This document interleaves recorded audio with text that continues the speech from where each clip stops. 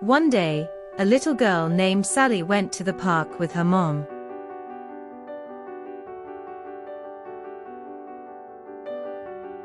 Sally loved to play on the swings and slide. While she was playing, she saw a small bird on the ground. The bird looked hurt and couldn't fly. Sally felt sad for the bird and asked her mom if they could take it home. Her mom agreed, and they put the bird in a small box with some soft blankets. Sally wanted to take care of the bird and make it feel better. They gave the bird some food and water and waited for it to feel better. After a few days,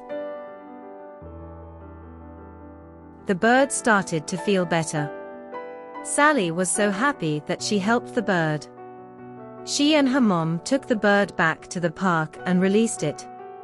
The bird flew away, and Sally felt proud of herself for helping the bird.